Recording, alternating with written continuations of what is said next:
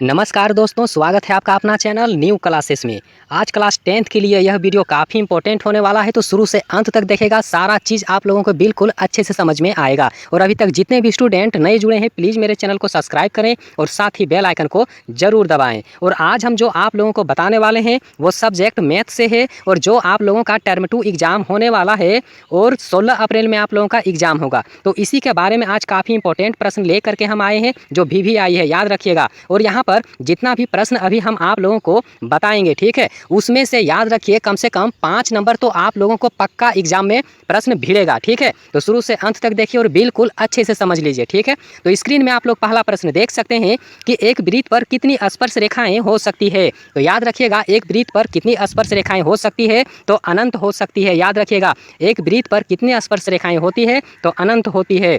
अगला प्रश्न देख लीजिए, किसी वृत्त की स्पर्श रेखा उसे कितने बिंदुओं पर प्रतिच्छेद कर सकता है। याद रखिएगा, किसी वृत्त की स्पर्श रेखा जो होता है ना, उसे कितने बिंदु पर प्रतिच्छेद करेगा, तो याद रखिएगा सिर्फ और सिर्फ एक बिंदु पर प्रतिच्छेद करेगा, ठीक है।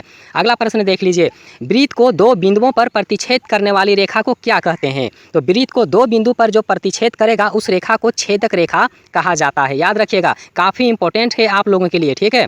अगला देख लीजिए, एक वृत्त की कितनी समांतर स्पर्श रेखाएं हो सकती है। एक वृत्त की कितनी समांतर स्पर्श रेखाएं हो सकती है, तो याद रखिएगा सिर्फ और सिर्फ 2 हो सकता है, ठीक ना। अगला प्रश्न देख लीजिए, वृत्त तथा उसकी स्पर्श रेखा के उभयनिष्ठ बिंदु को क्या कहते हैं, ठीक ना। वृत्त तथा उसकी स्पर्श रेखा के उभयनिष्ठ बिंदु को स्पर्श बिंदु कहा जाता है, ठीक है। अगला प्रश्न देख लीजिए, यदि वृत्त या यहाँ पर देख लीजिए, यदि किसी वृत्त की 2 समांतर स्पर्श रेखाओं के बीच की दूरी अगर 10 सेंटीमीटर दिया हुआ है, तो उसका जो त्रिज्या होगा, ठीक है, उसका त्रिज्या आखिर कितना होगा, तो याद रखिएगा 5 सेंटीमीटर होगा, ठीक है। काफ़ी इंपॉर्टेंट है आप लोगों के लिए, ठीक है। अगला प्रश्न देख लीजिए, स्पर्श बिंदु पर खींची गई त्रिज्या उस पर आखिर क्या होती है। याद रखिएगा कि स्पर्श बिंदु पर खींची गई त्रिज्या उस पर क्या होती है, तो याद रखिएगा लंब होगा, ठीक है। काफ़ी इंपॉर्टेंट है आप लोगों के लिए। अगला प्रश्न देख लीजिए, 10 सेंटीमीटर त्रिज्या के वृत्त की, याद रखिएगा 10 सेंटीमीटर त्रिज्या है और उस वृत्त की 2 समांतर स्पर्श रेखाओं के बीच की दूरी हम लोगों को पूछा है कि उसकी दूरी आखिर क्या होगा, ठीक है। तो याद रखिएगा, एक त्रिज्या का मान दिया हुआ है 10 सेंटीमीटर, तो उसके और एक त्रिज्या बना दिया जाएगा तो कितना होगा, 20 सेंटीमीटर हो जाएगा, ठीक है। अगला प्रश्न देख लीजिए, अगला जो यहाँ दिया हुआ है, किसी वृत्त के एक दिए गए बिंदु पर कितनी स्पर्श रेखाएं खींची जा सकती है, तो सिर्फ और सिर्फ एक खींची जा सकती है, ठीक है। अगला प्रश्न देख लीजिए, और यही बिल्कुल अंतिम प्रश्न है।